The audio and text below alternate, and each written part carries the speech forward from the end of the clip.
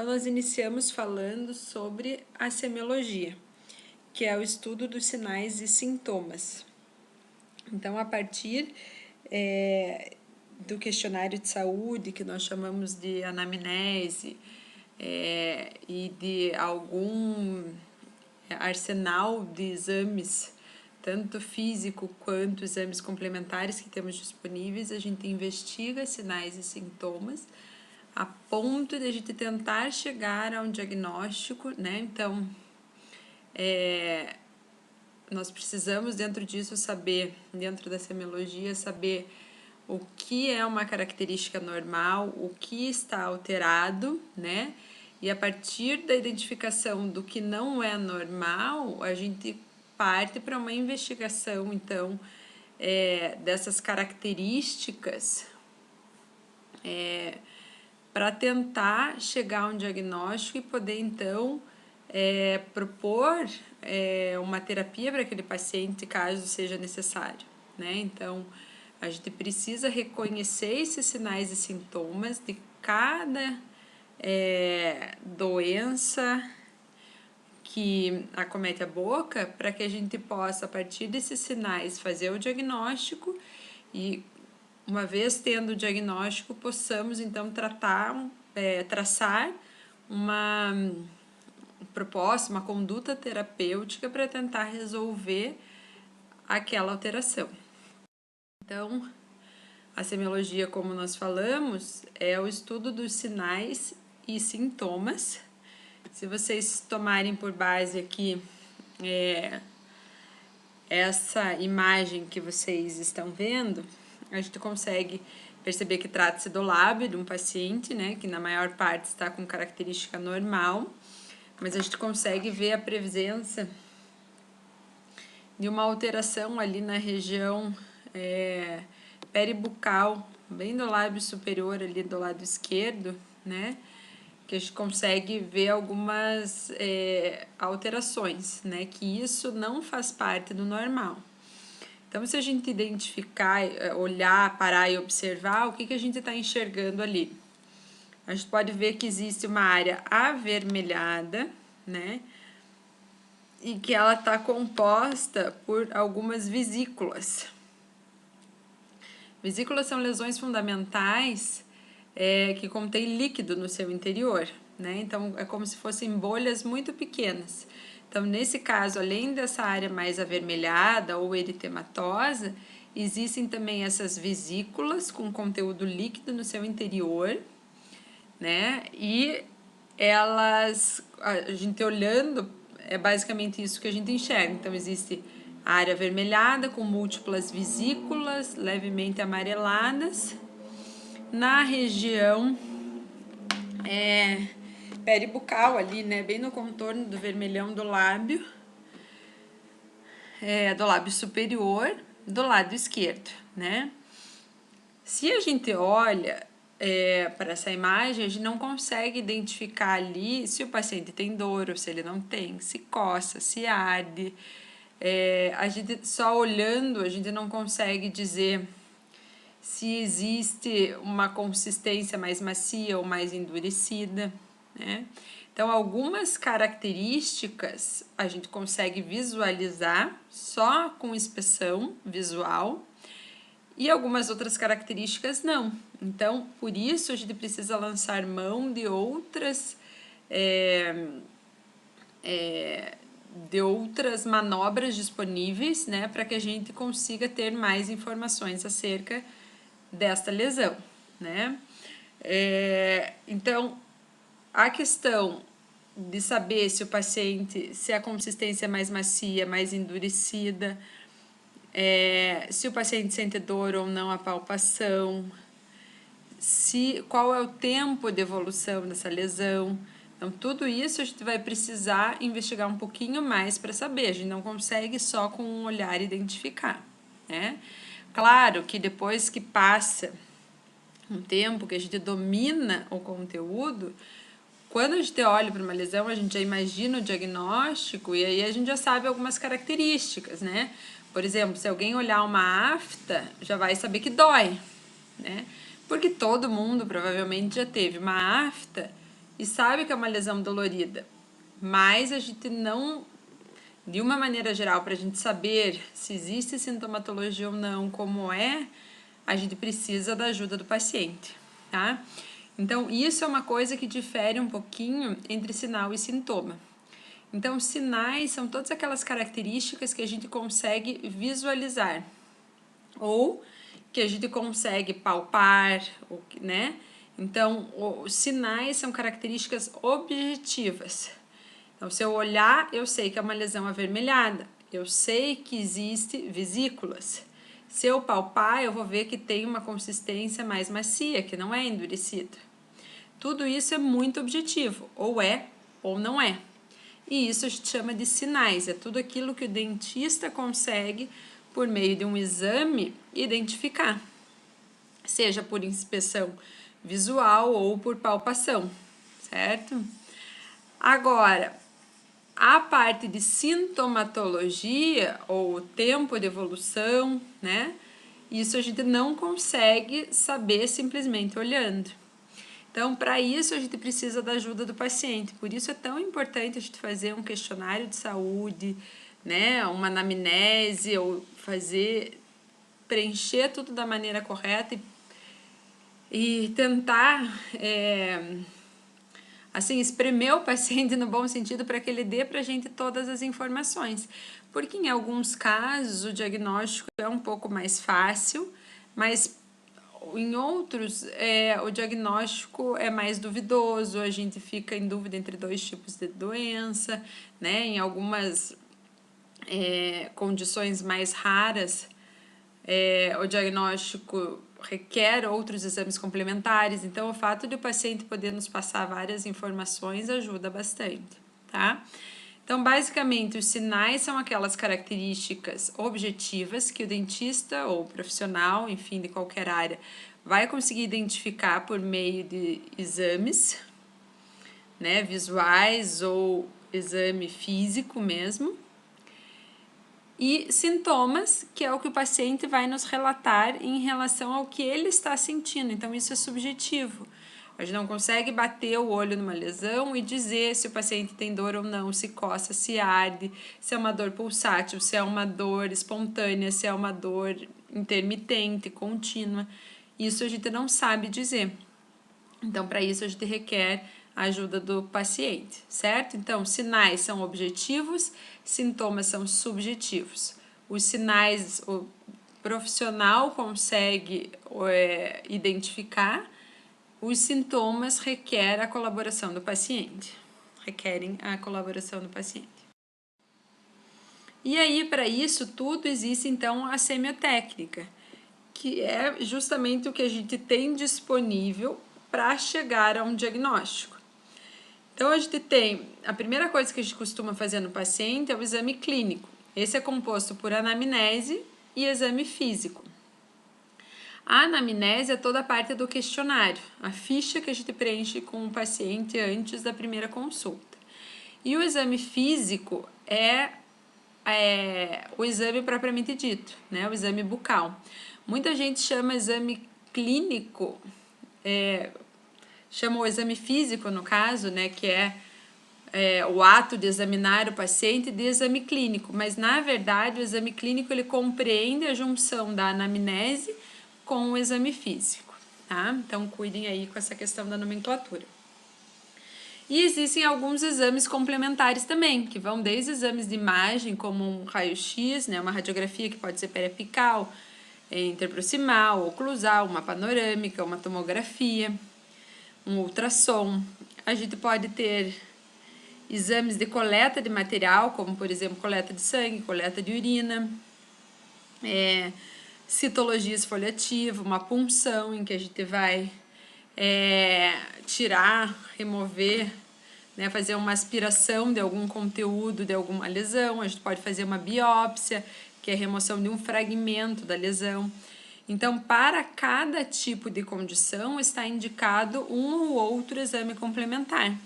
Então, além de a gente saber identificar as características do que é normal, do que está alterado, A gente precisa ter na nossa cabeça bem organizado quais as características de cada doença e quais são os exames complementares mais indicados para cada hipótese diagnóstica. Então, a partir do momento que a gente vê um caso como aquele anterior, daquela imagem que eu mostrei para vocês, né? Que muitos de vocês talvez até já tenham identificado, né, a doença, mesmo estando no início da disciplina, que é uma doença corriqueira, né, que muitos de vocês já devem ter tido, que é a herpes labial. Então, quando a gente identifica aquela lesão, a gente vê aquelas características, na nossa cabeça a gente já tem que ter que essas lesões que se manifestam na forma de múltiplas vesículas com uma área eritematosa ou avermelhada, na região peribucal, que tem a gente já sabe que costuma dar ardência, um pouco de prurido uns dias antes do aparecimento das vesículas. A gente já sabe que elas duram cerca de 14 dias, né, e que elas têm uma remissão espontânea. A gente já tem que ter isso na nossa cabeça para a gente saber o que fazer. Porque no caso dessa doença, por exemplo, a gente não costuma fazer nenhum exame complementar para o diagnóstico. O diagnóstico costuma ser clínico. Então, a gente visualiza aquela lesão e a gente bate o martelo clinicamente da nossa hipótese diagnóstica e a gente vai acompanhar ou tratar, dependendo do caso. Né? Isso a gente vai discutir mais para frente. Mas eu tenho que saber que eu não preciso fazer um raio-x, por exemplo, que o raio-x não vai me mostrar nada, porque a gente está falando de tecido mole. Eu preciso saber que eu não tenho necessidade de fazer uma biópsia, por exemplo, remover um fragmento no tecido, expor o paciente a um procedimento cirúrgico para fazer essa biópsia para chegar a um diagnóstico, sendo que clinicamente eu devo ter a competência para identificá-lo, né? Então, a gente precisa dominar tudo isso, saber qual o tipo de exame fazer em cada caso também. Assim como a partir do diagnóstico, a gente precisa saber qual o tratamento indicado para cada doença. Então, vamos falar um pouquinho primeiro sobre a parte de anamnese, que é o questionário de saúde bucal. Então, esse questionário contém inúmeras perguntas, né? É um questionário longo, especialmente dentro da Uniuv, em que a gente trata de pacientes heterogêneos, né, de todas as idades e condições, enfim. Mas todas aquelas perguntas que estão lá, elas têm um motivo para estarem lá, tá? Então, a primeira coisa que eu digo para vocês é assim, não subestimem a anamnese, tá? Porque às vezes, mesmo num profissional muito experiente, às vezes que domina todas as doenças, enfim, às vezes é na anamnese que a gente vai conseguir uma dica para a gente chegar a um diagnóstico que seja mais difícil, tá? E além disso, porque todas aquelas perguntas que estão ali, elas têm um motivo para estarem ali, então elas têm essa importância, a gente vai discuti-las. E a outra questão é assim, vocês vão muitas vezes pegar um questionário em branco, né? E a partir dele vocês vão fazer todas as perguntas, né? E ali vocês já vão conhecendo o paciente, então aproveitem realmente para sugar do paciente todas essas informações.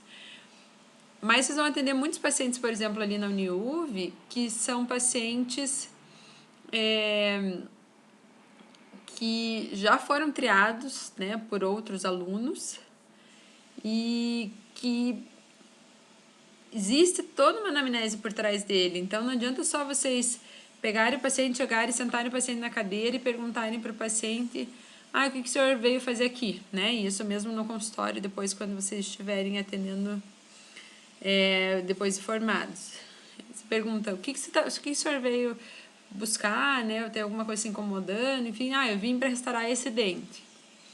Mas não adianta vocês simplesmente irem lá e restaurarem aquele dente que o paciente está mostrando que está incomodando. Vocês têm que ver tudo por trás, né? Então, primeiro vocês vão ter que ver toda a parte do questionário, ver se é um paciente que não tem alteração sistêmica, se toma medicamento ou não, se já passou por algum problema, né? Quais os hábitos de higiene bucal, quais os hábitos nocivos desse paciente, o histórico familiar. Então, tudo isso a gente precisa saber. Então, pegando um paciente novo, vocês vão preencher isso da maneira mais completa possível. Atendendo um paciente que já tenha recebido toda essa anamnese, a gente atualiza as perguntas mais importantes ali e então faz e avalia, né, lê o prontuário do paciente antes de atender aquele paciente, porque existem ali algumas informações importantes. Por exemplo, não adianta vocês irem atender um paciente que já foi triado e vocês vão atender esse paciente na cirurgia. Vocês vão lá e vocês vão fazer a exodontia de um dente do paciente. Se vocês não olharem a anamnese, vocês talvez não vejam que é um paciente alérgico à amoxicilina, por exemplo, que é o nosso antibiótico de primeira escolha para um procedimento num pós-operatório de um procedimento cirúrgico. E aí vocês não veem que o paciente é alérgico e vocês prescrevem aquilo, vocês podem causar uma reação alérgica ou um choque anafilático no paciente por conta dessa desatenção. E aí vocês são responsáveis por isso, porque aquela anamnese está preenchida, é um documento assinado pelo paciente, então vocês têm essa responsabilidade, tá?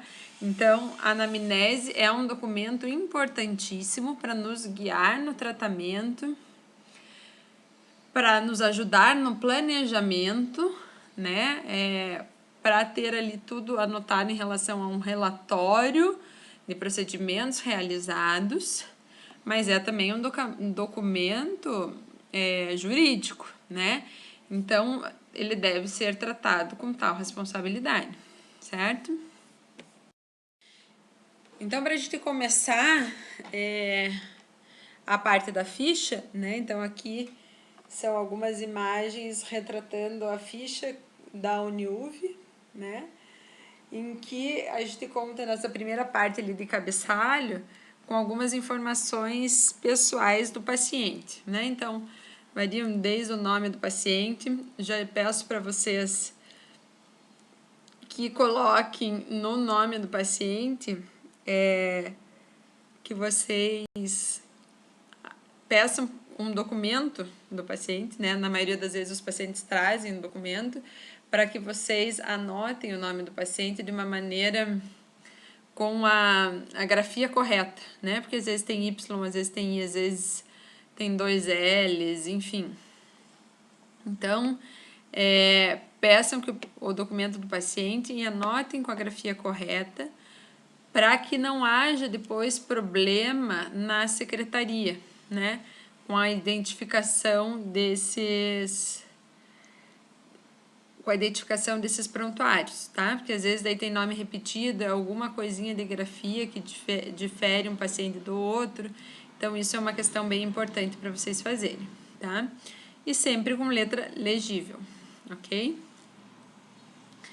Então, vocês vão ter ali o nome do paciente, a data de nascimento, idade, gênero, etnia, né? É uma coisa importante porque algumas doenças acometem mais algumas raças do que outras. A profissão também é uma questão importante porque, por exemplo, trabalhadores que se expõem ao sol ou que são expostos a produtos químicos são mais suscetíveis a desenvolver algumas alterações, certo? É importante de saber RG e CPF do paciente, assim como o endereço. Então, não adianta a gente ter só o telefone, porque existem alguns casos em que o paciente perde o telefone, muda de telefone, e aí a gente não consegue identificá-lo, e às vezes é um caso que a gente, sei lá, foi feito algum tratamento e a gente precisa acompanhar aquele tratamento, é um caso que teve diagnóstico de câncer, a gente precisa ter contato com alguém, né? Então, essas informações precisam estar bem completas. Então, a questão de endereço, telefone, né? De preferência mais do que um telefone. Se tiver da vizinha, se tiver residencial, se tiver comercial. E um contato familiar, tá? O contato familiar serve tanto para tentar o contato com o próprio paciente, às vezes para um agendamento, como também, no caso de a gente precisar acontecer alguma urgência, né, uma intercorrência durante um procedimento, a gente precisar entrar em contato com algum familiar, certo? E ali também o nome dos alunos que fizeram essa anamnese e o telefone. E então a gente entra na parte do questionário mesmo. Então, as queixas referentes à saúde bucal. Nessa pergunta, a intenção é saber o que fez com que o paciente fosse procurar o atendimento na Uniuv. Então, se o paciente está com dor em algum dente, se ele quer clarear os dentes, se ele quer trocar prótese, se ele quer resolver a questão estética, independente do que for a queixa do paciente, a gente deve anotar aqui, tá? Uma outra questão importante, que serve para todas as perguntas do questionário. Não deixamos nunca nenhuma pergunta sem resposta, tá? Então, não é para deixar nada em branco, nenhuma pergunta em branco. Se por acaso o paciente não tiver queixas referentes à saúde bucal, a gente vai escrever do lado sem queixas ou não possui queixas. Veio só para fazer uma avaliação, tá? Agora, se o paciente tiver queixa, que seja ela fazer uma limpeza, tratar um canal, a dor de um dente, enfim, qualquer uma dessas coisas, ela estará descrita aqui nessa queixa principal, certo? Então, pergunta para o paciente: o que trouxe o senhor aqui? Como posso lhe ajudar? O que o senhor veio procurar? Tem alguma coisa lhe incomodando? Às vezes o paciente fala: não, incomodando não tem, mas eu queria ver esse dente. Então, incomodando não necessariamente significa o paciente ter dor, mas o que o paciente gostaria de mudar, né? Ele procurou o tratamento por qual motivo? E é isso que tem que estar descrito ali nessa parte de queixa principal. Na questão da história da doença atual, vejam, a história da doença atual, ou seja, essa segunda pergunta, ela se refere à primeira.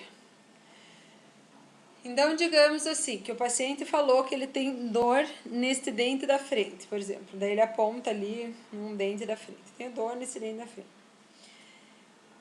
Vocês vão anotar, dor no dente da frente. Às vezes a gente até anota com as próprias palavras que o paciente relatou, né?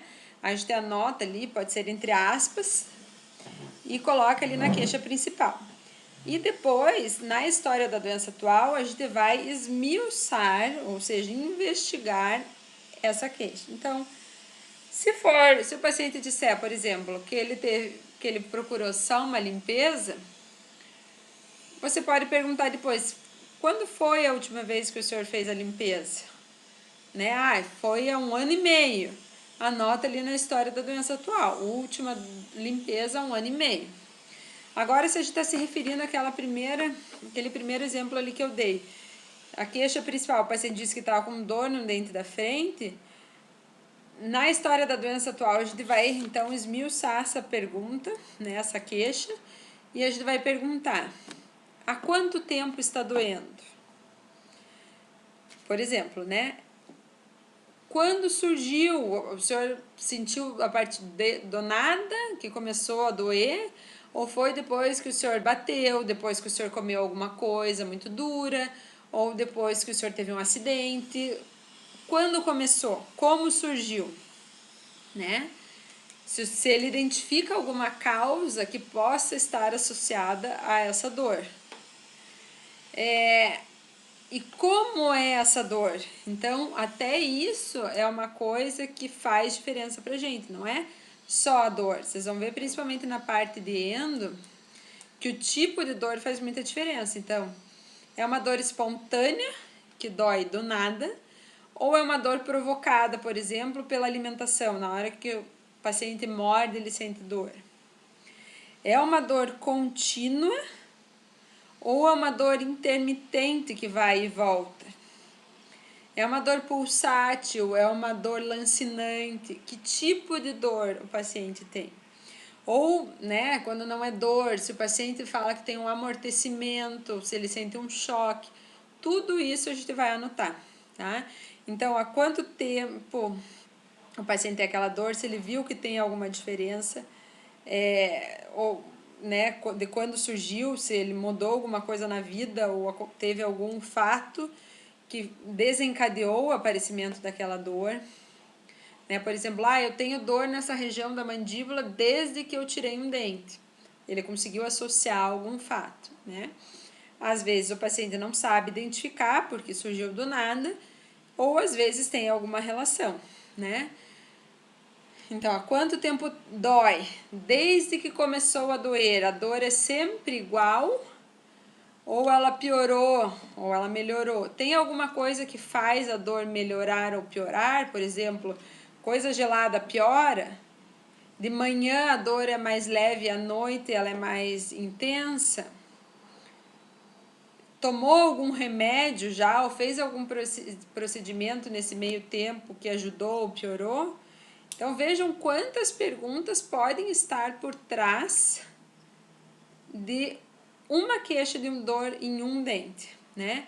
E isso é muito importante, porque, por exemplo, se for uma dor, a sensibilidade térmica, por exemplo, num dente, a gente caminha para um lado. Se for uma dor provocada por função, né, na hora de mastigar, por exemplo, a gente caminha para outro lado, né? Se é uma dor pior de manhã, pode dar uma dica de ser, sei lá, uma dor meio difusa, né? Não tão bem localizada de manhã. Às vezes pode ser um paciente que está fazendo bruxismo e está com uma dor, uma mialgia ali nos músculos da face por conta dessa sobrecarga da parafunção. Então, cada característica de dor é importante, se foi realizado algum procedimento que melhorou ou não. O tipo, então, da dor, além do tempo de evolução da dor, tudo isso deve ser perguntado e anotado, tá? Porque às vezes é uma questão, assim, mínima, é um detalhe que o paciente nos relata aí, então um sintoma, uma característica relatada pelo paciente que se a gente não perguntar, às vezes ele não vai dizer porque ele não sabe que é importante, e às vezes é esse detalhe que nos ajuda a fechar o diagnóstico. Em relação, então, a questionário de saúde geral, a gente pergunta para o paciente desde o fato dele estar ou não fazendo algum tratamento médico, e se ele estiver fazendo algum tratamento médico no momento do atendimento, a gente pede que o paciente indique o nome, a dose e a frequência que ele usa daquele medicamento, tá? Então, aqui, essa questão de medicamento é muito importante, porque a partir do medicamento, a gente vai saber se o paciente tem alguma contraindicação de fazer algum procedimento ou não. Por exemplo, um paciente que toma anticoagulante, às vezes precisa interromper, né, fazer suspensão desse anticoagulante, dependendo do que vier relatado no exame, antes de fazer um procedimento cirúrgico, né? Então, a gente precisa saber da medicação tanto para isso, quanto para ver se a medicação que o paciente toma pode estar desencadeando alguma alteração na boca do paciente, porque às vezes é uma medicação, por exemplo, usada para tratar depressão, mas que faz com que o paciente, esse antidepressivo pode fazer com que o paciente tenha uma diminuição da produção de saliva, por exemplo, né? Que interfere na boca para a gente.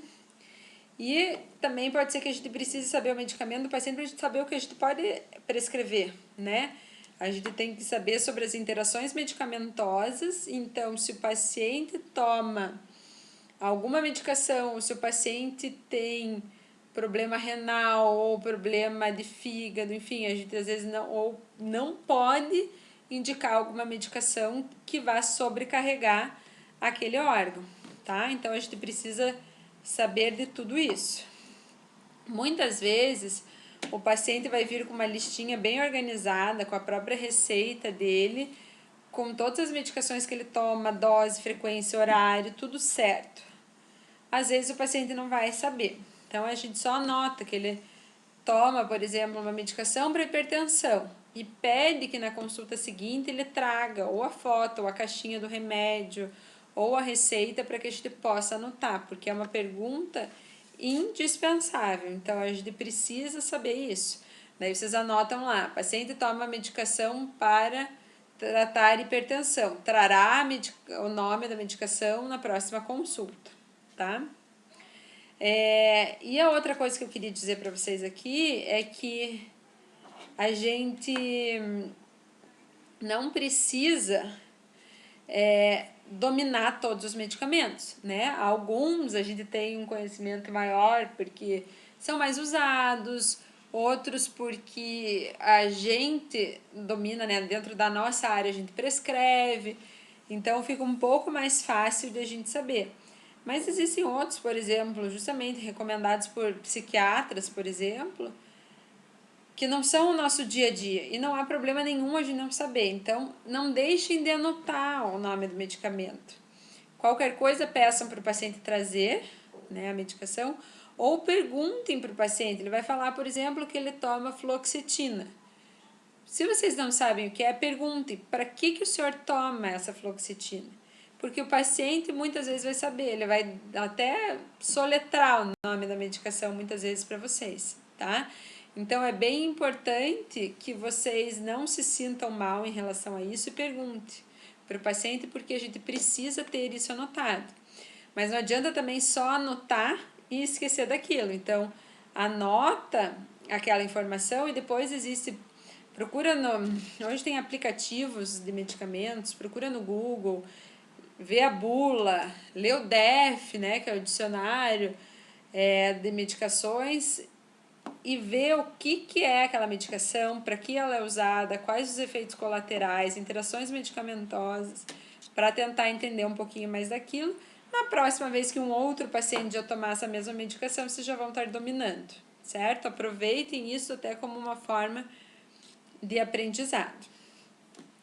E aí vocês vão perguntar em relação à hospitalização para o paciente, se ele já foi submetido a alguma cirurgia, do que foi a cirurgia, se foi tudo bem, se teve alguma complicação, enfim.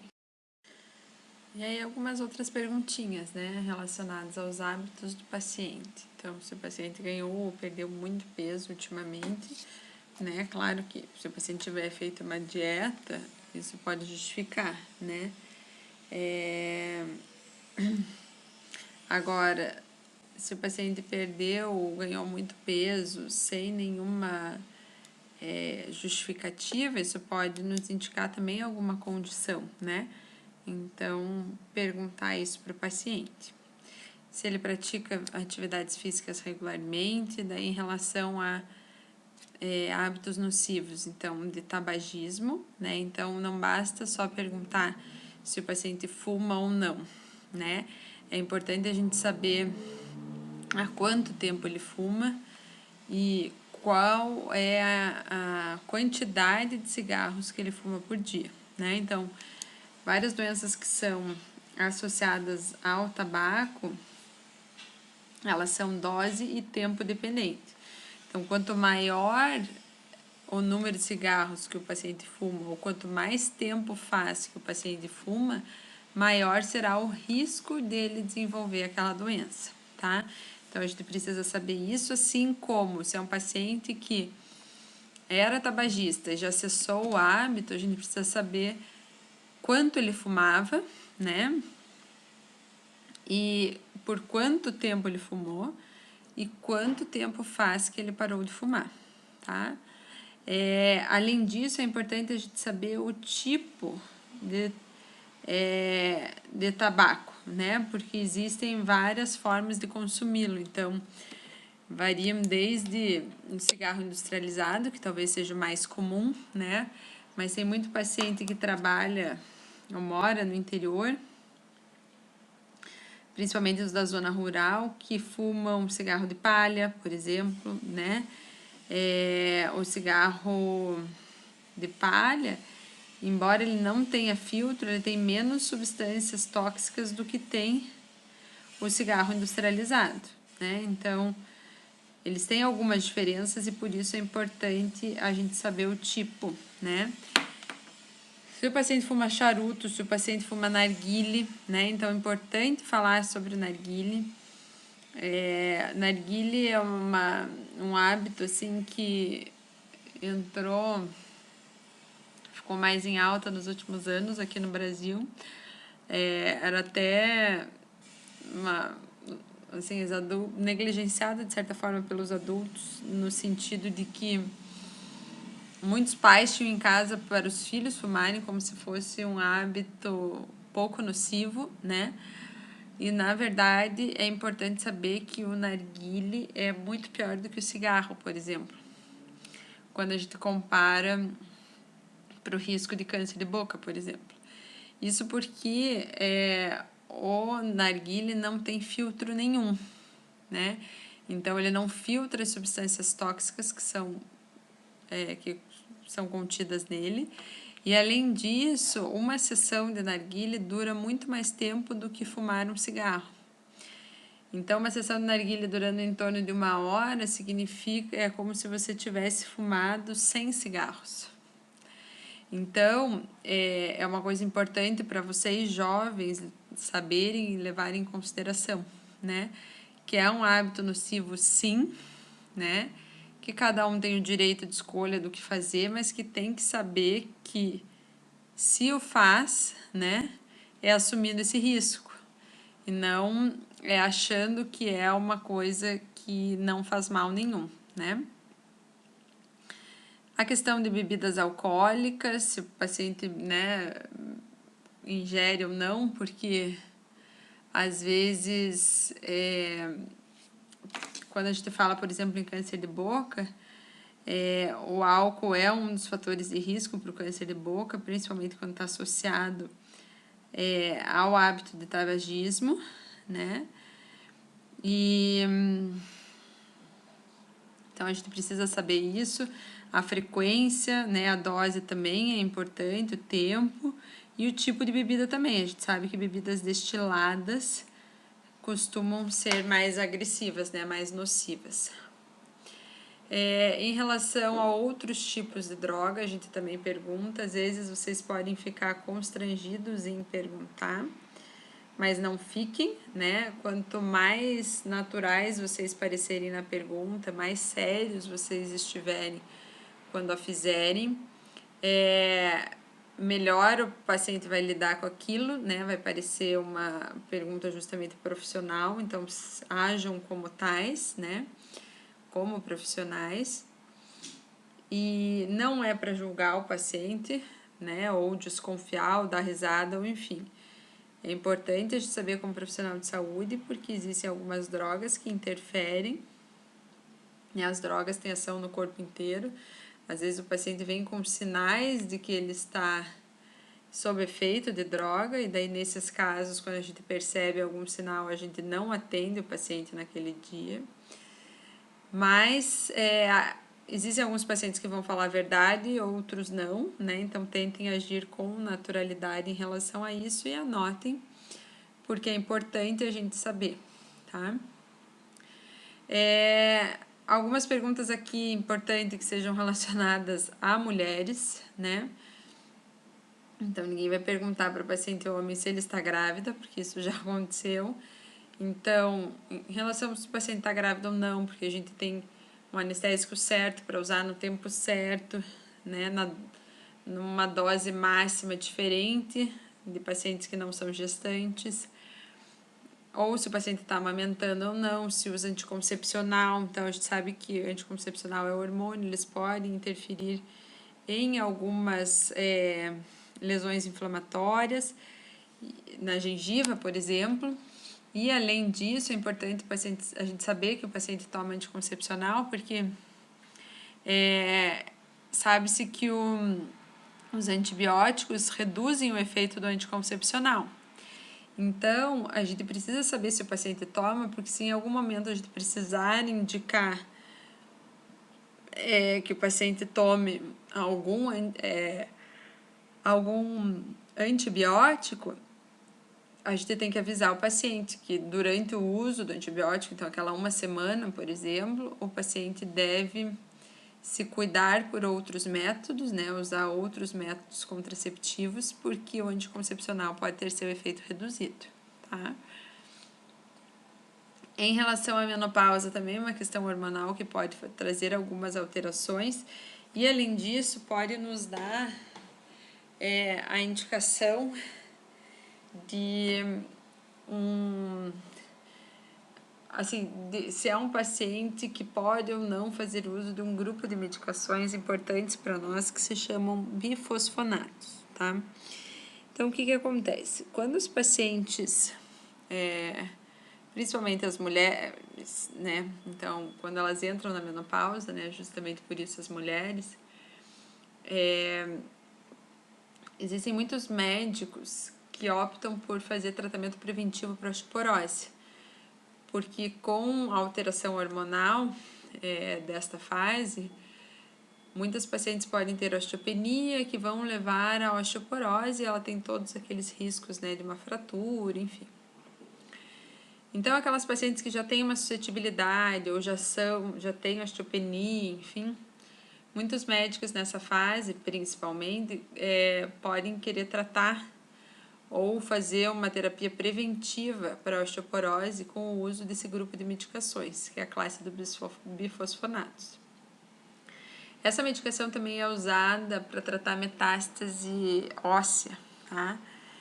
Então, é uma classe de medicamentos que tem bastante importância para a gente, porque como eles atuam justamente na prevenção da osteoporose, eles vão estar alterando o metabolismo ósseo.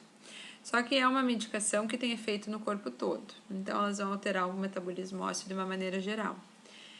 E aí, elas podem aumentar o risco de o paciente desenvolver uma alteração que a gente chama de osteonecrose medicamentosa, que nada mais é do que a necrose do osso, né, que é comum principalmente na mandíbula, causada pelo uso desses medicamentos, tá? Então, não é que o paciente não pode usar esses medicamentos, ele pode, só que o ideal seria que todos os pacientes que fossem iniciar o uso desse medicamento passassem por uma consulta odontológica prévia para fazer uma adequação do meio, tudo que o paciente precisasse fazer de procedimento odontológico fosse feito antes do início dessa medicação.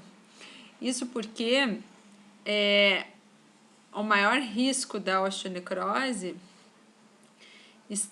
se dá após procedimentos cirúrgicos. Então, digamos assim, é um paciente que está tomando, ele pode tomar normalmente essa medicação.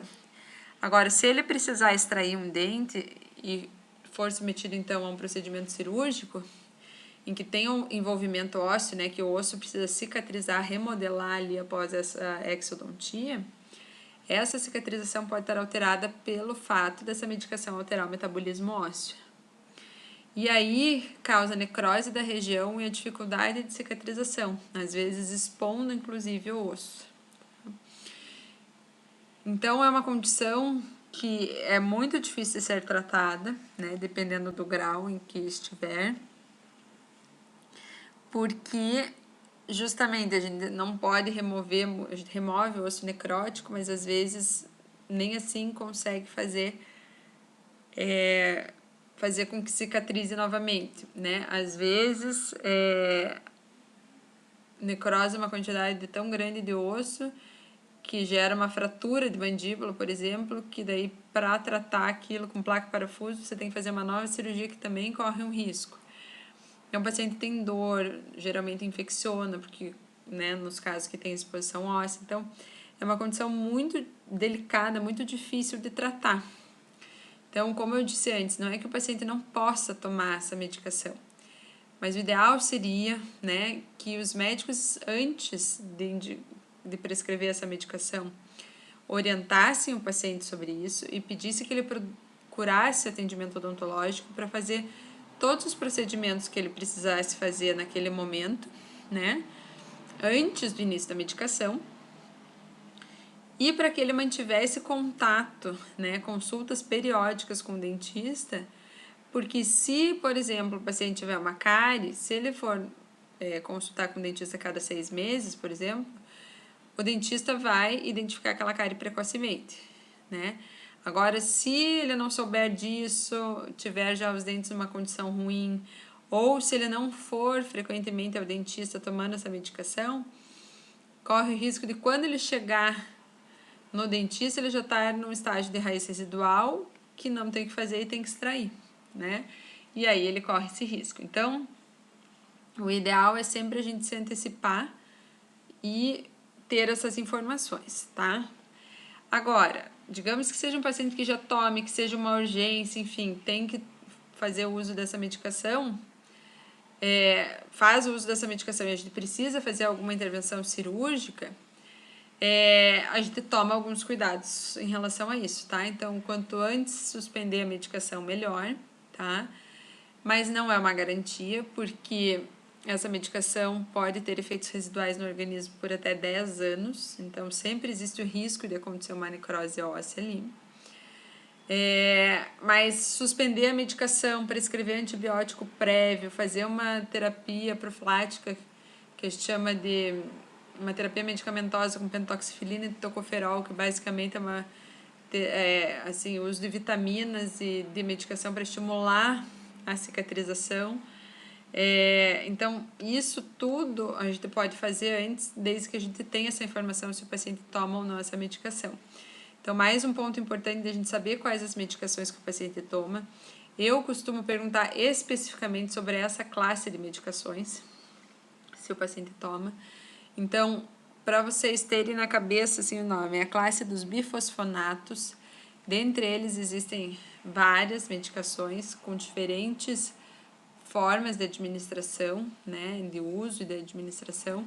Então, existe o alendronato, que talvez seja o mais comum, risendronato, ibandronato, enfim, existem algumas medicações que pode dentro dessa classe que são via oral e existem outras que são injetáveis. As injetáveis costumam durar cerca de 6 meses, né?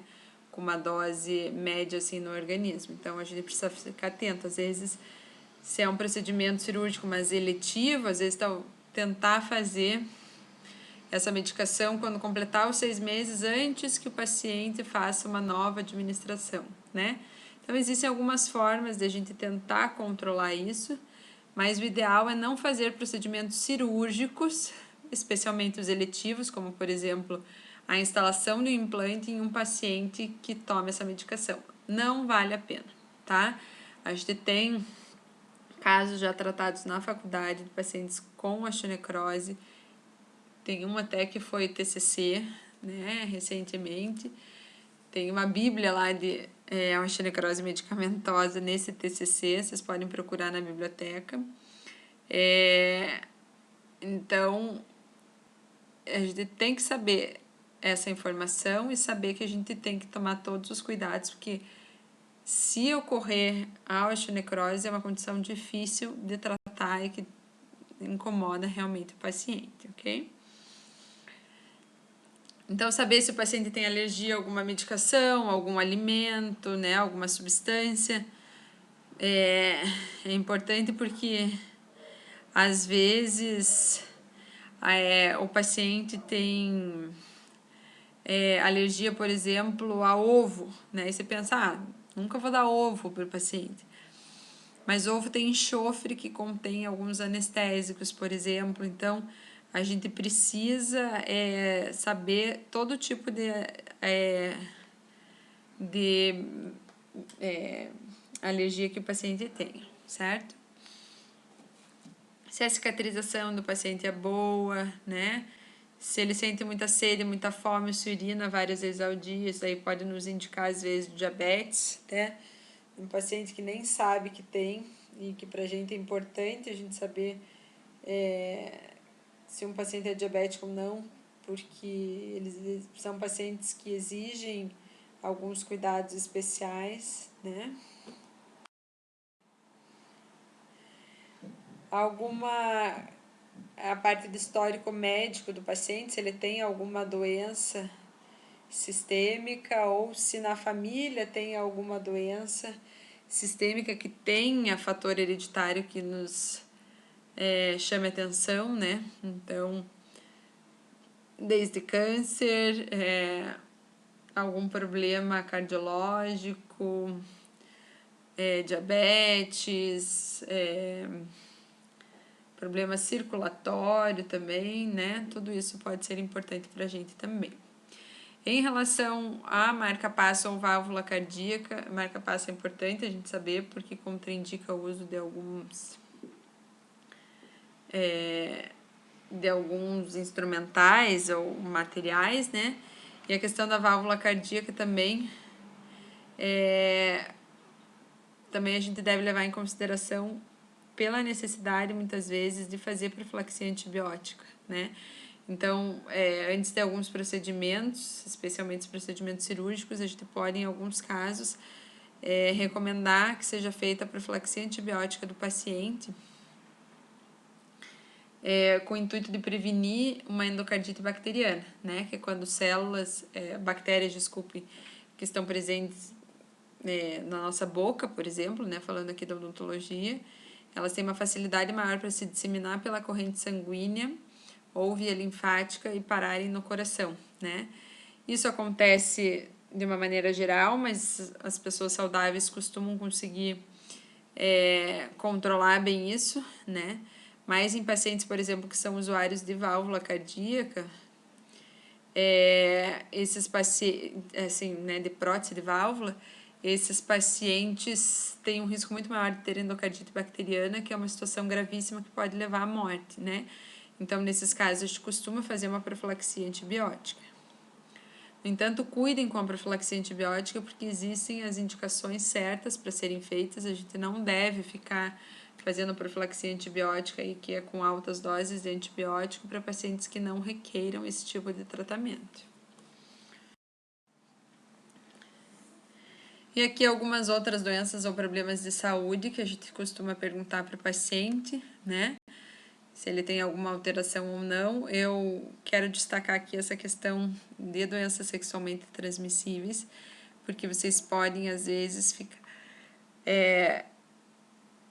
ficar constrangidos, né, em perguntar isso para o paciente, mas não fiquem, como eu falei antes, quanto mais naturais vocês forem nas perguntas,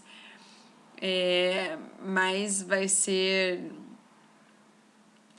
vai parecer profissional e o paciente se sentirá à vontade para falar, né? A gente precisa perguntar sobre isso, porque, né, claro que a gente tenta fazer a biossegurança, a gente tem que sempre encarar os pacientes, todos eles, como se fossem pacientes contaminados, né? Então, a gente precisa usar os EPIs, fazer toda a barreira de proteção dos equipes, etc., como se fossem pacientes contaminados. Então, a gente trata todos iguais, a gente deve tratamento a esses pacientes, mas a gente precisa saber, porque às vezes existem algumas condições que podem estar relacionadas a essas doenças. Então, sífilis e mesmo AIDS, sífilis pode ter manifestação bucal, e o vírus do HIV positivo com o paciente imunodepressivo pode favorecer infecções oportunistas na boca que a gente precisa saber tratar, né? Então, o ideal é que a gente faça essas perguntas.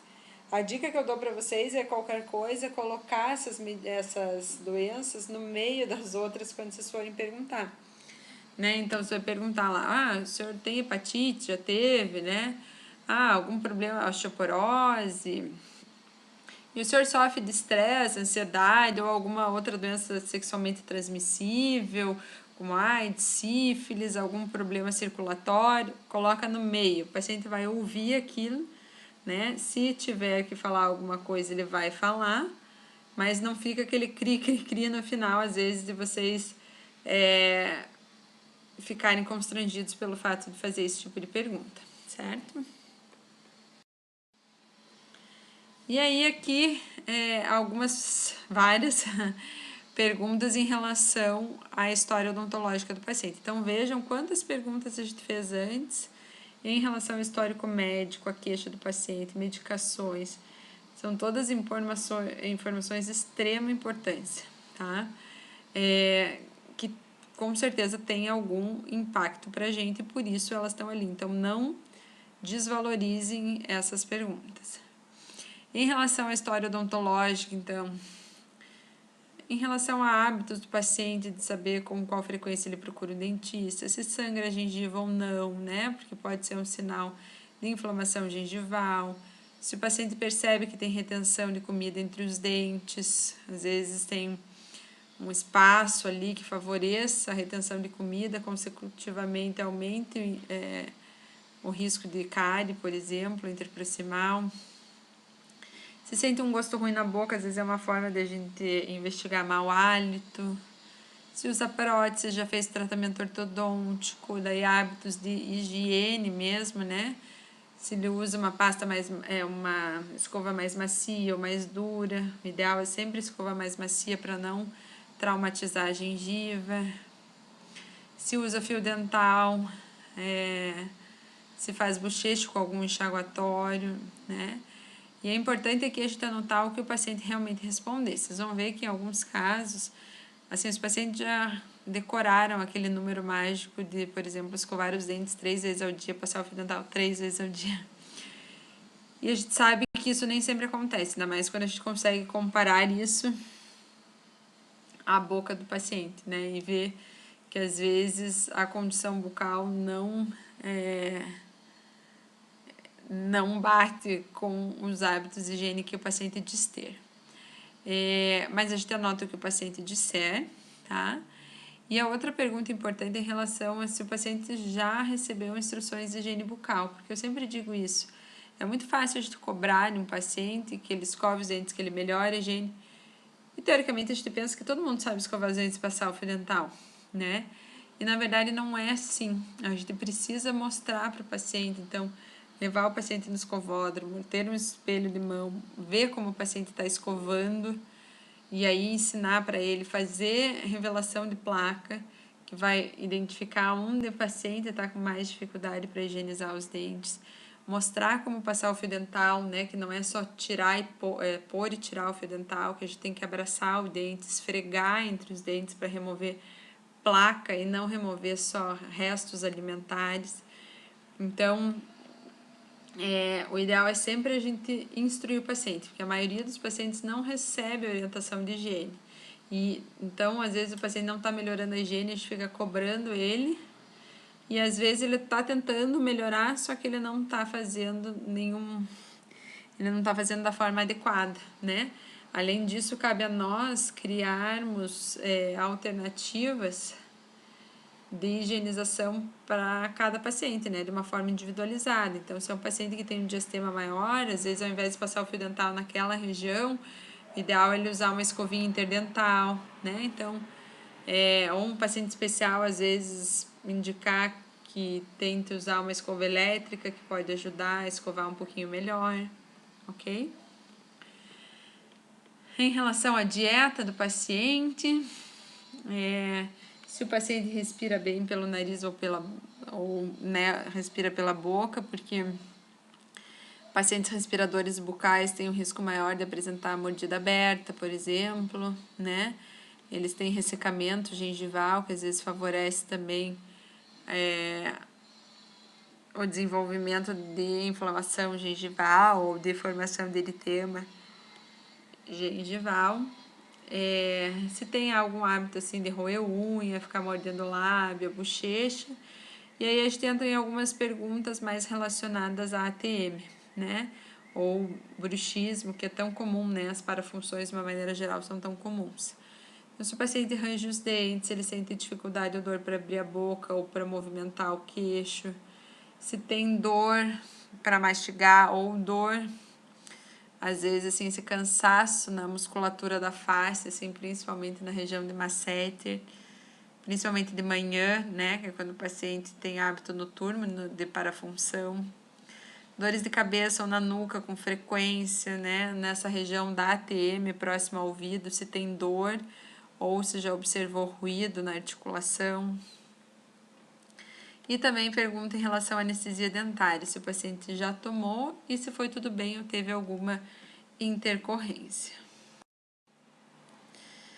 Então, passada toda essa parte de anamnese, a gente vai então para o exame físico, que compreende o exame propriamente dito, né?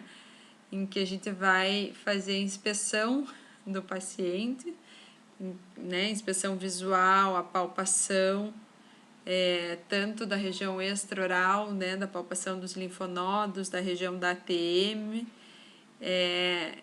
e também a palpação do tecido mole para a gente, e inspeção, né, para a gente avaliar se não tem nenhuma lesão em mucosa bucal. E aí a mesma coisa também desses exames de palpação, percussão, ou mesmo teste de vitalidade que a gente possa fazer nos dentes para tentar fazer diagnóstico aí do paciente.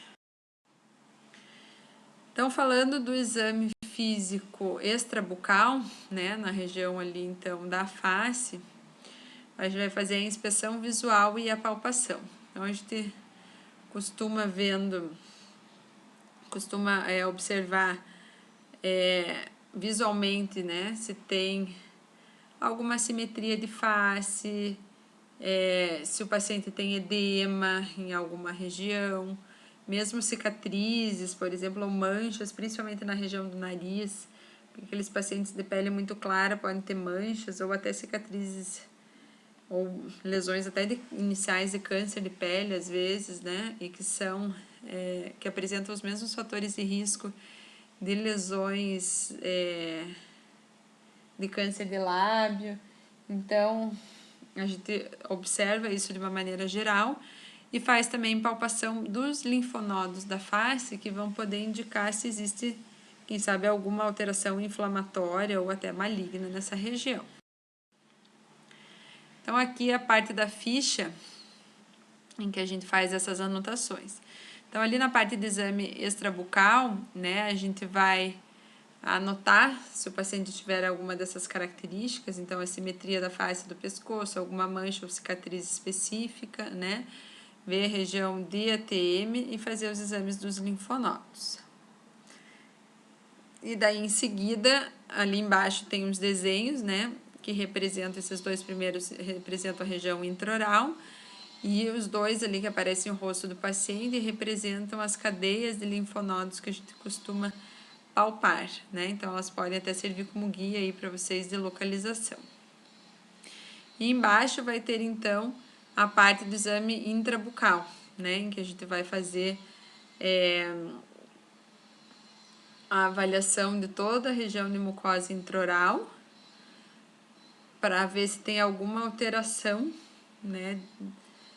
Alguma alteração de normalidade, para que a gente possa anotar ali daí todas as características, desde tipo de lesão, coloração, localização, o tamanho, a consistência, tempo de evolução, se o paciente tem sintomatologia ou não, tudo isso a gente anota aqui e a gente pode também desenhar, mais ou menos, fazer uma representação tanto do local quanto do tamanho da lesão, nesses desenhos gráficos que tem ali em cima. Aqui falando, então, sobre as cadeias de linfonodos que a gente costuma palpar, né? Eu vou demonstrar isso para vocês na aula prática de como fazer, mas a gente costuma fazer a palpação, então, com o paciente sentado na cadeira, a gente se posiciona atrás do paciente, com ele encostado com a cabeça no encosto de cabeça, né? E aí a gente vai palpar tanto essa região posterior, ali da cabeça, cervical, a região pré e pós-auricular, a região de mento, submandibular, tudo isso a gente vai palpar na tentativa de identificar algum linfonodo que esteja alterado. Então, o que a gente observa de uma maneira geral? Se a gente sente algum linfonodo, que vocês vão sentir como um nódulozinho, né? Vocês vão palpar, vocês vão sentir como se fosse esse nódulo, que pode ser móvel ou imóvel, que o paciente pode se queixar de dor ou não, né? Então, a gente palpa e na maioria das vezes a gente não vai identificar, né? Outras vezes a gente vai identificar, mas vai ser vocês às vezes se assustam muito, mas é normal que sejam observados linfonodos, por exemplo, inflamatórios ou linfonodos que não estão ativos, né? Inflamatórios, por exemplo, que sejam porque o paciente está com uma dor de garganta ou alguma coisa que fez com que esse linfonodo infartasse, né? Ficasse ali edemaciado a ponto de a gente conseguir palpar. Ou em alguns casos de, por exemplo, paciente com lesões malignas, a gente pode conseguir palpar, só que daí a característica dele é diferente. Normalmente é um nódulo imóvel e mais duro, né? Diferente dos linfonodos inflamatórios. Basicamente, então, existem 3 tipos diferentes desses linfonodos aí que a gente consegue classificar. Então, quando existe um processo inflamatório ativo, por exemplo, que o paciente está naquele momento com dor de garganta ou com alguma outra alteração que faz com que os linfonodos, né, que são células de defesa, compostos por células de defesa, que eles estejam atuando naquele momento a ponto de formassem esses linfonodos mais pronunciados que a gente consegue palpar, né? Então, quando a gente consegue palpar, eles são móveis, né? Então, são como esses nódulos móveis, que quando a gente está apertando, é como se ele mexesse um pouquinho de um lugar assim para o outro, claro, muito próximo do lugar dele, mas um linfonodo móvel, com uma consistência fibroelástica e que o paciente se queixa um pouquinho de dor, né? É conhecido popularmente como íngua, né? Quando está assim nessas condições. Também pode ser um processo inflamatório inativo, quando eles estão palpáveis e móveis, só que o paciente já não tem dor. Então, às vezes, ele teve essa proeminência maior durante um processo inflamatório ativo e depois tornou-se inativo e não regrediu. Então, às vezes, existe isso também. E os linfonodos metastáticos, que são os que nos chamam mais atenção, é quando eles são imóveis, ou seja, são fixos, né? Eles são indolores, só que eles são bem mais duros. E esses, às vezes, podem nos ajudar a fazer, inclusive, um diagnóstico de alguma lesão maligna, né? Desde linfomas até lesões malignas de orofaringe, né? Então, é muito importante, é meio negligenciada a realização dessa palpação, mas ela é de extrema importância para que a gente possa identificar, quem sabe, algum linfonodo metastático aí. Em relação ao exame de ETM, então daí com o paciente ainda sentado na cadeira, é realizada a palpação, só que agora com o dentista de frente para conseguir observar se existe, durante o movimento de abertura ou fechamento, algum desvio ou dificuldade, até para ver se tem limitação de abertura, né? Alguns pacientes às vezes não conseguem abrir muito a boca.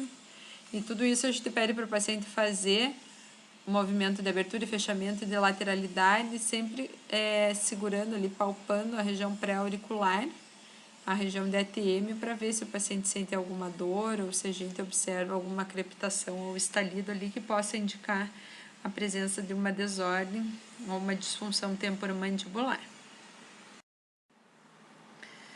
O exame físico, então, intrabucal é realizado tanto para verificar a presença de lesões de mucosa, quanto de gengiva e de dentes, né? Não só a presença de lesões, mas para avaliar qual é a situação clínica desses tecidos. Então, é feita a inspeção visual e a palpação, né? No caso de a gente estar fazendo exame de mucosa, então não é só olhar, é palpar, principalmente ali a região sublingual, ali de fundo de assoalho bucal, porque é a região onde a gente tem glândulas e que a gente precisa palpar às vezes para sentir se existe ou não alguma alteração, né? E assim também, principalmente quando a gente identifica alguma lesão, a gente tem que palpar para ver a sua consistência, porque consistência mais macia pode indicar um tipo de lesão, consistência dura pode indicar outro tipo, então a gente faz a palpação. No caso de a gente observar os dentes, né? Quando a gente faz exame dentário, a gente olha dente por dente, sempre fazendo palpação de gengiva, tanto na região vestibular quanto palatino-lingual, com o dedo mesmo, e nos casos, não precisa fazer em todos os dentes a percussão, mas em casos que o paciente se queixe de dor, a gente costuma fazer percussão vertical e horizontal, né? A percussão é feita normalmente com cabo de espelho, por exemplo, em que de leve a gente dá uma batidinha no dente, para ver se o paciente sente alguma sintomatologia ali ou não, né? Então, isso pode nos ajudar a identificar qual é o dente que o paciente está tendo dor, né? E o tipo, às vezes, até a origem dessa lesão que está causando a dor, por exemplo, né? Então, numa percussão vertical, a gente faz com o cabo do espelho, com o espelho em pé, na oclusal ou incisal dos dentes. E o paciente não costuma sentir dor se o dente estiver normal.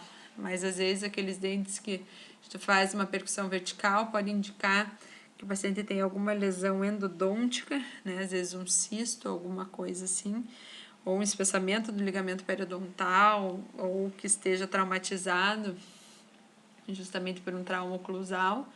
Então, isso a gente pode verificar pela percussão vertical. A percussão horizontal é realizada com o espelho deitado, então a gente costuma fazer na região vestibular dos dentes, também com um toquinho de leve, com um cabo de espelho, e ele pode indicar às vezes alguma lesão periodontal. E a exploração também que é realizada nos dentes, em que a gente seca a superfície dos dentes que serão examinadas e vai fazer ali na inspeção visual com o espelho e afastador.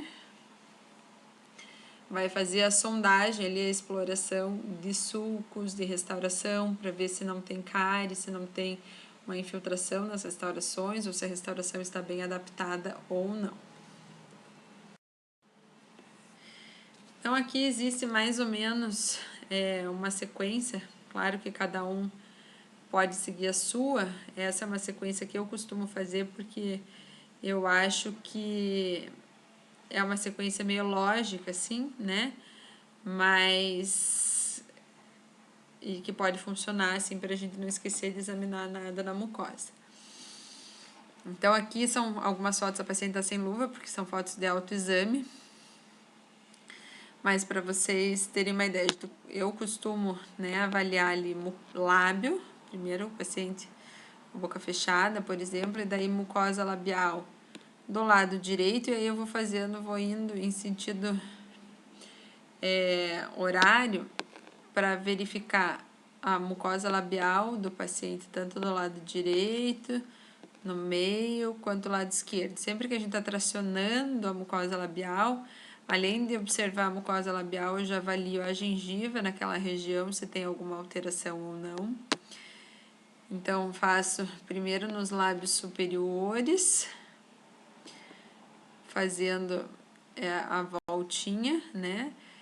E aí, vou ali para segunda linha, bem do lado direito, para verificar a mucosa jugal do paciente, ali do lado esquerdo, lábio inferior do paciente e mucosa jugal do lado direito. Então, com isso, a gente faz um círculo na boca do paciente, em que a gente avalia tanto a mucosa labial inteira e gengiva, mucosa jugal e mucosa labial inferior ali do paciente também, tá? Então, mucosa labial, nisso a gente já viu lábio, mucosa labial superior e inferior, gengiva e mucosa jugal bilateral. Aí depois eu costumo fazer a avaliação da língua, então peço para o paciente colocar a língua para fora, normalmente dobro uma gaze e seguro a ponta da língua do paciente para ajudar a tracionar. Então daí eu observo tanto o dorso lingual e daí traciono a língua de um lado para o outro, não precisa fazer tanta força para puxar, senão o paciente tem dor. Mas para a gente observar aquela região, toda a região, né, do bordo de língua, mas especialmente aquela região posterior de bordo de língua, né, bilateral, porque é uma região em que existe uma alta prevalência de lesões malignas, por exemplo, né, o lugar de maior acometimento de câncer de boca é a borda posterior de língua. Depois a gente pede para o paciente erguer a língua, né? Colocar a pontinha da língua lá no céu da boca para conseguir observar o ventre lingual, e nisso a gente aproveita para palpar a região de assoalho bucal, para ver se não tem nenhuma alteração ali de glândula salivar, por exemplo. E aí pede para o paciente erguer bem o queixo e abrir bem a boca para conseguir avaliar toda a região de palato duro e palato mole. Então, feito o exame extrabucal, de inspeção visual, de palpação de linfonodos, exame de ATM, feito o exame de mucosa intraoral, né, e uma avaliação visual só de gengiva, a gente parte. Então, vejam, os dentes, tudo que a gente já fez de exame até agora antes de avaliar os dentes, né? Então, agora a gente chega na parte de avaliação dos dentes. E esse é uma ilustração do que a gente chama de odontograma, né? Que é um diagrama representando os dentes, em que a gente vai avaliar dente a dente do paciente na boca, e a gente pode anotar tanto aí nesse odontograma quanto numa tabelinha ali, por escrito, anotando o que o paciente tem em cada dente, tá? Isso é super importante também, porque eu faço isso no consultório todas as vezes, toda a primeira consulta do paciente, porque a gente precisa saber quais dentes o paciente tem na boca, se o paciente tem restaurações ou não, se elas estão infiltradas ou se elas estão em boas condições, se o paciente tem cárie, se ele tem recessão gengival, para a gente poder acompanhar a partir disso, né? Então, para vocês entenderem esse diagrama, a primeira linha lá em cima está mostrando todos os dentes permanentes, né, na face vestibular, tá? A segunda linha representa a face oclusal e incisal desses mesmos dentes, começando ali do lado esquerdo da tela, indo para o lado direito, de 18 ao 28. E essa terceira linha ali de cima representa a face palatina dos dentes. Então, vocês podem até ver ali nos dentes anteriores, que tem o sulco ali representando que são os dentes, que é a face palatina, tá? Então, tem o número do dente e a representação das três faces. Embaixo, a gente continua com o número dos dentes, tudo no quadrante disposto como se a gente estivesse olhando para o paciente, ou olhando uma panorâmica, por exemplo, né? E aí, a primeira linha de cima ali, na parte de baixo, que representa os dentes inferiores, é a face lingual, a do meio é a oclusal e incisal, e a lá de baixo, que está com as raízes representadas, é a face vestibular, tá? Daí dos dentes inferiores. Então, não tem muito erro, a gente consegue identificar bem, saber que o que está com a raiz é o vestibular, a oclusal e incisal fica fácil, e a outra é a lingual ou palatina, tá? Então, o que a gente costuma fazer? A gente costuma, a primeira coisa para a gente identificar quando a gente vai fazer exame, o odontograma, né, ou o exame dos dentes, é a gente identificar quais dentes estão presentes. Então, avalia lá se o paciente tem os terceiros molares, que é o mais comum do paciente não ter, ou se tem ausência por agenesia, por exodontia, enfim, de qualquer outro dente, tá? E todos os dentes que não estiverem presentes, eles serão riscados no odontograma. Então, a gente faz um X em cima deles, para a gente saber que eles estão ausentes e para a gente não confundir e acabar marcando alterações em dentes que, na verdade, não estão na boca, tá? Então, a primeira coisa é fazer um X em cima da representação dos dentes que estão ausentes. Então, a gente vai lá, abre a boca do paciente, conta um por um, vê qual tá, qual não tá, enfim. Aí, depois, a gente vai olhar outras coisas, né? Eu costumo daí fazer na ordem do quadrante ali, então começa pelo primeiro quadrante ali de 18, 17, vou seguindo na sequência até o 11, 21, 28, depois começo lá pelo 38 até fechar o círculo. Então, eu avalio dente por dente. Sempre que a gente vai avaliar o dente, a gente deve secar a superfície do dente, né? Então, por exemplo, para a gente fazer diagnóstico de cárie, o ideal é que os dentes estejam limpos, para tirar qualquer resíduo de placa ou matéria alba que tem ali. remove placa, né, com a limpeza. O ideal é que os dentes estejam limpos e secos, tá? Então, a gente seca cada região que a gente vai avaliar. A face avalia visualmente com o espelho e usa uma sonda clínica, né, para ir sondando o sulco dos dentes que tenham sulco e a margem das restaurações. Para daí a gente ir anotando. Então, eu olhei lá no dente 17, por exemplo, e tem uma restauração em resina na oclusal, classe 1. Como que a gente marca isso no diagrama? A gente vai lá onde tem a face oclusal do dente 17 e anota com um código, que vocês já vão ver qual é esse código. Vocês vão anotar lá que naquele dente tem uma restauração em resina na classe 1, né? Que é só pegando oclusal, por exemplo. Depois, vocês vão anotar com outro código, que vocês já vão ver o código, por exemplo, que ali o dente 13 tem uma restauração infiltrada. E assim por diante. Então, vocês vão anotar sempre na face o código, ou se quiserem, escrevam, né? Onde tem e em qual dente tem essa alteração. Para quem não quiser fazer, então, ali no odontograma, ou para quem quiser ver os códigos, aqui tem algumas demonstrações, né? É só uma sugestão. Na verdade, dá para fazer com cores de caneta colorida, só que daí não existe, às vezes, uma padronização e fica difícil para saber o que significa cada cor de caneta, né? Então, aqui tem uma sugestão de código. Então, por exemplo, 0 é dente rígido. A gente nem precisa marcar, na verdade, né? Mas cárie é o número 1.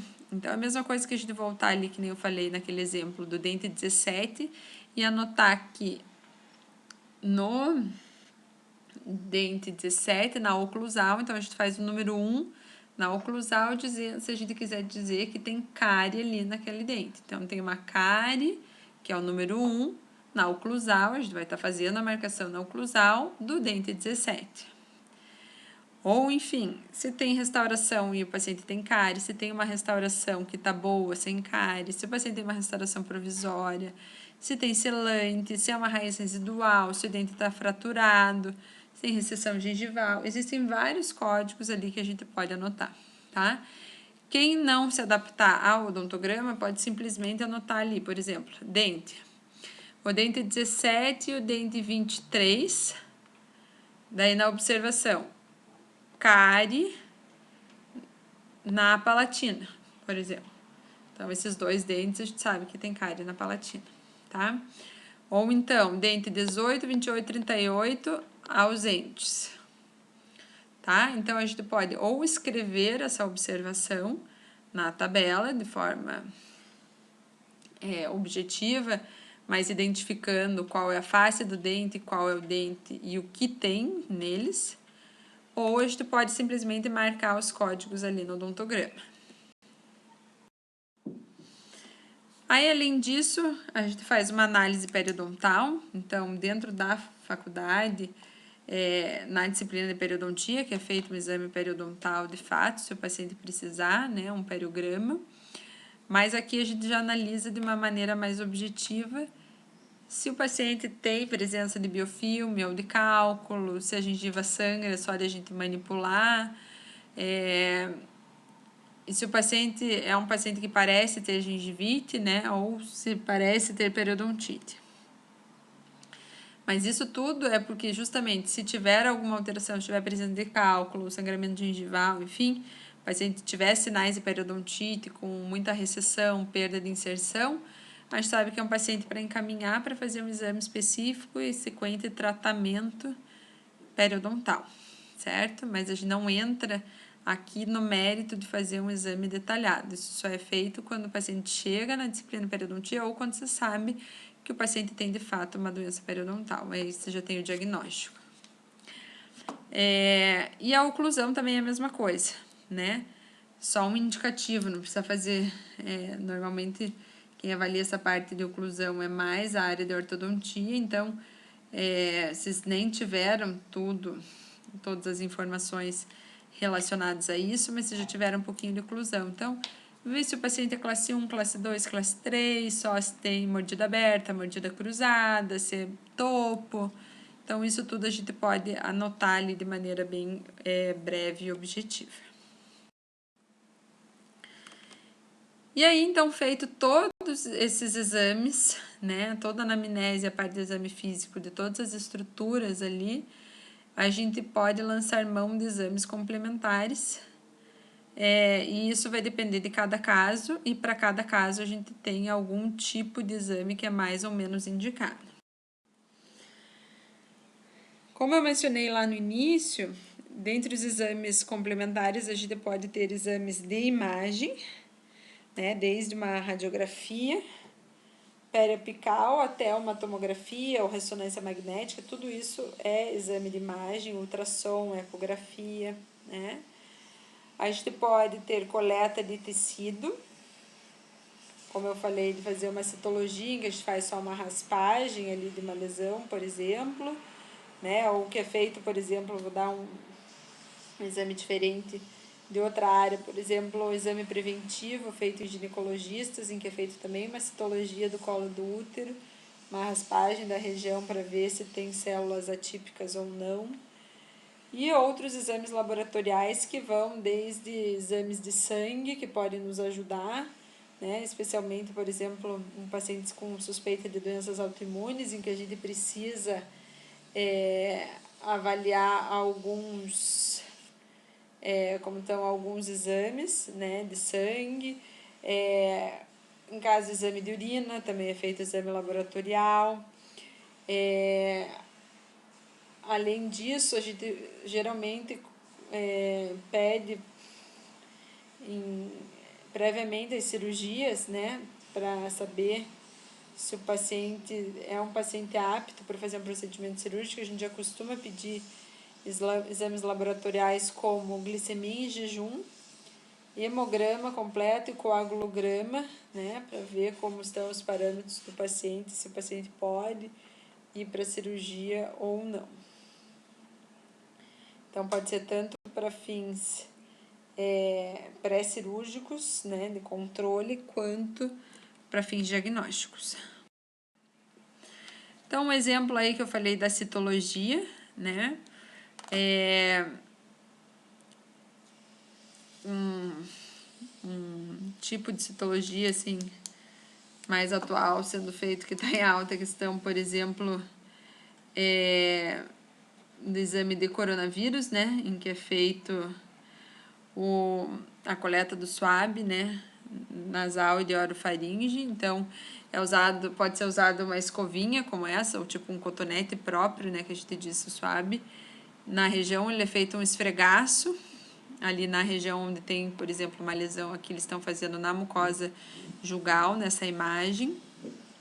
A gente pode fazer também, dependendo como for, dependendo do caso, a gente pode usar uma espátula de madeira e também passar de leve sobre a superfície da lesão, que com isso a gente vai estar removendo algumas células, né, da lesão, que serão espalhadas, então, numa plaquinha de vidro, né, limpa, sem utilizar.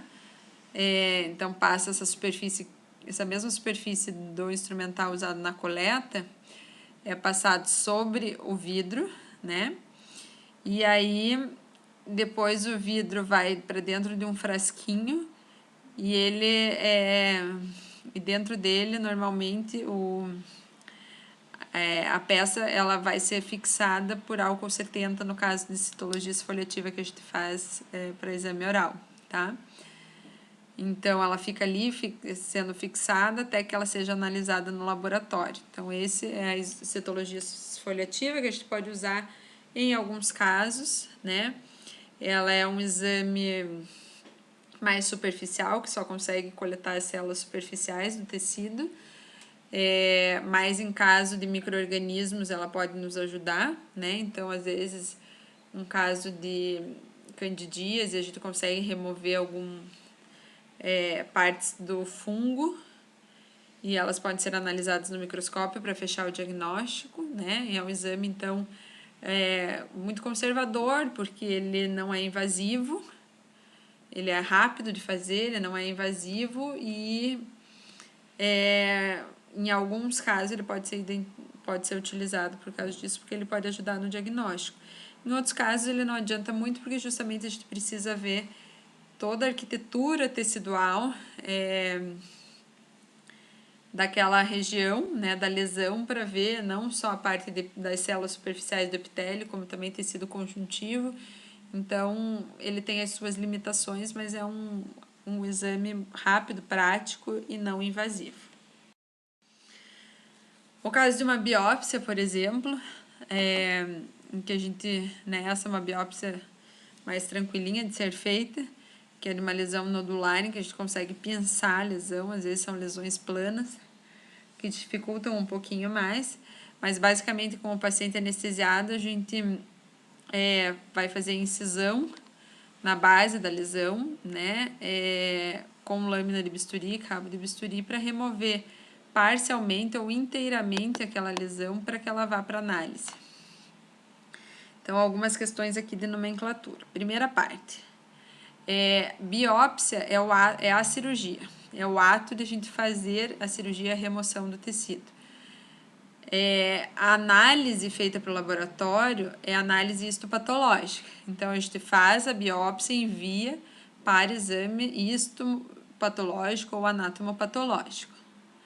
Tem muita gente que acaba confundindo e falando, eu vou mandar para biópsia. Na verdade, você está mandando o material que você coletou por biópsia para exame anatomopatológico ou histopatológico no laboratório de patologia, tá? Outra questão, a biópsia ela pode ser incisional ou excisional. A gente faz a biópsia incisional quando a gente remove só parte de uma lesão. Quando a gente remove ela por completo, como nesse caso da imagem, a gente chama de biópsia excisional ou excisão cirúrgica da lesão, tá? Então, quando que a gente faz uma ou outra, né? Vai depender muito do caso. Então, se é uma lesão pequena, a gente já costuma fazer a biópsia excisional, em que muitas vezes a coleta do material para exame complementar, né, que a gente vai fazer para fechar o diagnóstico pela análise histopatológica, a gente já faz quase que o tratamento, que é a remoção da lesão em alguns casos. Em outros casos, por exemplo, quando a gente tem, por exemplo, uma suspeita de lesão maligna, a gente costuma tirar só uma parte da lesão. Então, a gente faz uma biópsia incisional para que a gente chegue ao diagnóstico e aí, se de fato for aqui a nossa hipótese diagnóstica de uma lesão maligna, por exemplo, seja removida depois, num outro ato cirúrgico, a lesão por completo com uma margem de segurança, que significa a gente fazer a remoção de parte de tecido sadio que está ao redor da lesão, porque pode ter células malignas ali naquela região que não tenham manifestação clínica, mas que possam se desenvolver, tá? Então, para cada caso é um caso, a gente vai discutir isso individualmente quando a gente for fazendo, falando sobre cada doença individualmente, tá? Mas por enquanto eu quero que vocês saibam a diferença, né? Que a biópsia é o ato cirúrgico de a gente remover um fragmento para uma análise em laboratório, né? Então a gente vai com o paciente anestesiado remover parte ou totalmente, né, uma lesão. E aí essa lesão coletada, esse fragmento coletado é fixado ali, ele é guardado em um pote com formol, então diferente da citologia, que o armazenamento é feito com álcool 70%, no caso da biópsia, né, após a biópsia, o fragmento a peça é fixado com formol a 10%, tá? Então, são coisas diferentes. O armazenamento é diferente para cada tipo de exame ali. E aí, esse frasco é enviado junto com uma requisição para um laboratório de patologia que vai preparar, vai pegar esse fragmento, vai fazer cortes, colorações, dependendo da suspeita, né, da hipótese diagnóstica, uma coloração diferente, e vai analisar em microscópio qual é a arquitetura tecidual, que tipos de células estão presentes, para que, junto com os achados clínicos, seja então fechado um diagnóstico, tá? Como eu falei anteriormente, nem todo caso requer, né, biópsia. Então, por exemplo, um caso de herpes, na maioria das vezes, né, a gente consegue fechar o diagnóstico clinicamente e não precisa fazer biópsia. Mas quando a gente tem dúvida sobre o diagnóstico, a gente faz a biópsia para confirmar pela arquitetura tecidual, né, pelos componentes que tem naquela lesão, para ver tipo de célula, para ver arquitetura, para ver como estão todos os tecidos ali de epitélio, conjuntivo, melamina basal, tudo isso a gente consegue identificar. E em alguns casos, o tratamento é a própria excisão cirúrgica. Então, a gente faz a biópsia, a remoção da lesão para tratar, né? Mas sempre que a gente remove o fragmento de uma lesão completamente ou não, mesmo que a gente tenha um palpite muito certeiro do que é aquela lesão, a gente nunca joga no lixo esse fragmento. Esse fragmento sempre vai para análise histopatológica para confirmar a nossa hipótese diagnóstica. E aí aqui existe na ficha também alguns parâmetros, né, que a gente avalia em exames de sangue, por exemplo, né, bioquímicos, tanto a parte de hemograma, de coagulograma, que a gente pode anotar ali na tabelinha a data, quando o paciente trouxer o exame para a gente, ou a gente pode xerocar o exame do paciente e anexar ao prontuário, ou a gente pode anotar ali na tabelinha a data e os valores encontrados naquele exame. Então, se a gente for resumir tudo isso, a forma de fazer um exame no paciente, é muito diferente daquilo só, oi fulano, anota o nome e o telefone do paciente numa ficha, vamos ver o que está incomodando e a gente olha diretamente para um dente. Não é assim, né? Então, a gente tem que examinar o paciente como um todo, investigar a situação, tem que lembrar que a boca está conectada a todo o resto do corpo, e que tudo tem ligação e que a gente precisa saber tudo o que está acontecendo no corpo, as medicações que o paciente toma, alergia, se o paciente tem alguma alteração sistêmica, porque tudo pode ter influência, né? Então, a gente precisa fazer um exame bem completo, tá? Então, a queixa do paciente, ele vai chegar referindo o que está incomodando ele, ou qual o objetivo dele em procurar aquele tratamento. A partir disso, a gente faz o exame clínico, que compreende a parte de anamnese, que é a parte do questionário, e do exame físico, que é a parte de examinar, né, desde exame extrabucal, intrabucal, mucosa, dente, gengiva.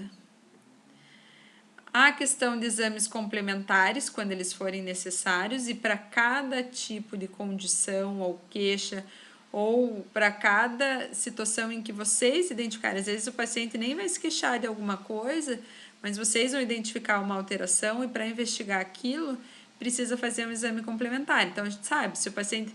É que nem vocês aprenderam na radiologia, né? Se a gente tem suspeita de cárie em um dente, o melhor tipo de raio-x para fazer é o raio-x periapical, interproximal, desculpe, que o interproximal é o que vê mais nitidamente a presença ou não de cárie, né? Que você não consiga, às vezes, ver no outro, mas o que tem menor distorção e que é mais específico para isso é esse. Agora, se você quer ver uma possível lesão em mandíbula, o mais indicado é fazer uma radiografia panorâmica, né? Então, a gente precisa saber como indicar, né? Se é um paciente que tem, como eu falei para vocês, uma lesão de herpes, por exemplo, não adianta a gente fazer uma radiografia, que a gente está falando em tecido mole, né? Agora, se a gente precisa tá em dúvida no diagnóstico de uma lesão na língua, a gente pode fazer, né, uma lesão de tecido mole. A gente pode fazer uma biópsia, ou dependendo de qual for a suspeita, uma citologia, tá? Então, cada exame complementar, cada tipo de alteração a gente pode recorrer a diferentes exames complementares de acordo com o tipo de alteração identificada no exame clínico. E aí, a partir de tudo isso, né, juntando todas essas peças, é que a gente consegue fazer um bom diagnóstico. Para então o paciente poder ter um plano de tratamento. Então, a partir do diagnóstico completo, a gente traça um plano de tratamento, né, que vai conter desde a parte de mucosa, se precisar tratar de alguma forma, se tiver alguma alteração oclusal, se o paciente fizer parafunção, vai precisar de uma placa. O que a gente faz antes? A gente restaura o dente antes ou faz a placa antes? O que tem mais urgência? Fazer um tratamento de canal primeiro ou uma exodontia, né? Então, tudo isso a gente vai olhar individualmente cada característica do paciente, o caso, a gente vai estudar o caso a partir de todo esse exame minucioso para a gente poder fazer, então, um plano de tratamento individualizado. E existe também a questão de prognóstico, né?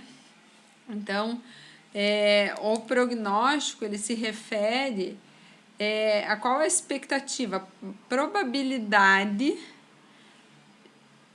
de um dente, por exemplo, um dente que o paciente tem a raiz residual lá e que já não tem inserção mais de osso, qual a probabilidade daquele paciente manter aquele dente para o resto da vida, né? Puxa, é pequena, já não tem mais como salvar, o prognóstico é ruim. Então, talvez valha mais a pena a gente extrair esse dente, não manter, porque se mantiver um dente numa condição de raiz residual, pode ser que seja um dente que o paciente acabe precisando, né, tendo uma infecção ali naquela região, vire foco de infecção. Então, a gente tem o diagnóstico e para criar um plano de tratamento adequado, a gente também tem que levar em consideração o prognóstico, que é qual a probabilidade de o dente permanecer mais tempo na boca em função com saúde e estética, que sempre é uma coisa que o paciente leva em consideração, para a gente ver qual procedimento fazer, então, e abordar ali no plano de tratamento. E aí considerando a ficha, né, do paciente, ali em cima a gente tem algumas linhas para plano de tratamento, então a gente costuma colocar em ordem de prioridade, o que a gente precisa fazer, ou a especialidade. Então, por exemplo, número 1, exodontia da raiz residual do dente 16.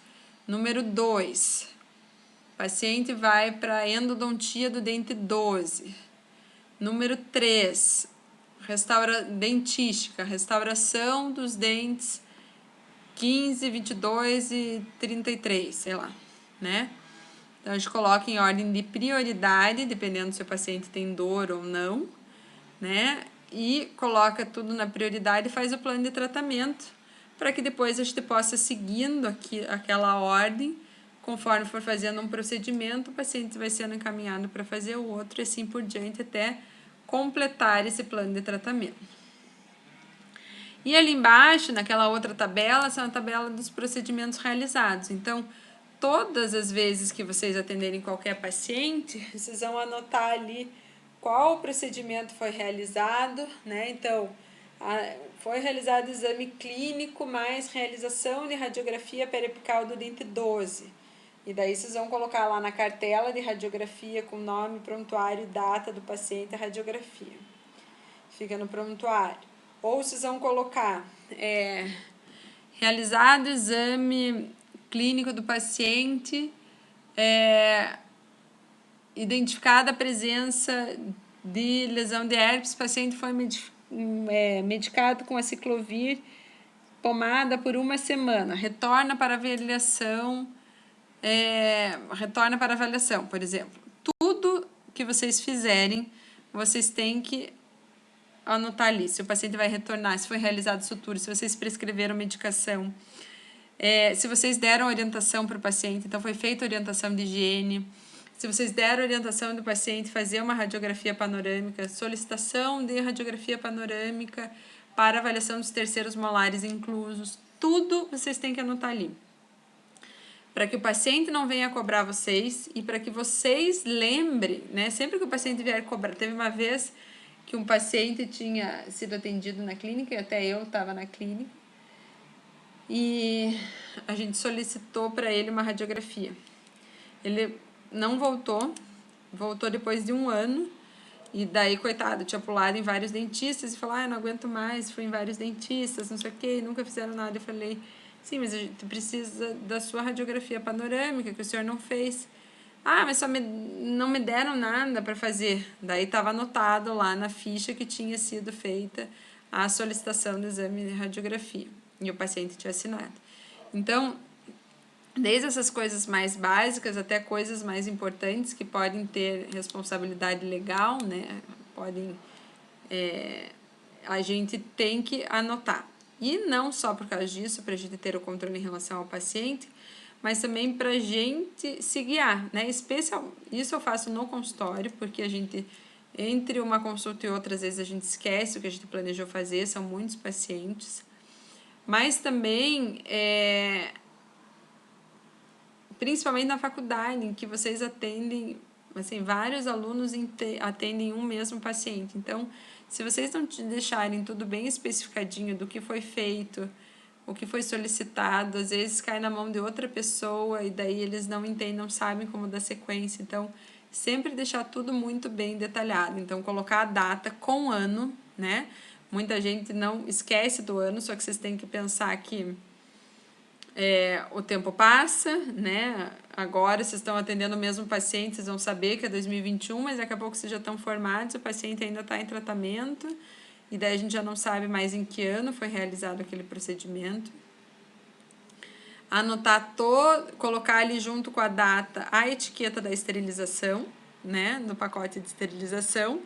No tratamento ali, na verdade, são os procedimentos que foram realizados, desde então, anamnese, exame físico, ou uma restauração, ou uma radiografia, ou uma biópsia, ou se foi solicitada uma radiografia panorâmica, ou se foi prescrita alguma medicação, se o paciente recebeu orientação, por exemplo, de cuidados pós-operatórios, e se o paciente vai voltar ou não, tudo isso tem que ser descrito ali nessa parte do tratamento. E em seguida, vocês têm que assinar, só que assim, peço que vocês não assinem e sim escrevam seus nomes, porque tem gente que tem assinaturas que a gente não consegue identificar daí quem são, e às vezes a gente precisa saber quem foi o aluno que atendeu para tirar alguma dúvida. Então, no nome de vocês, não assinatura e sim o nome.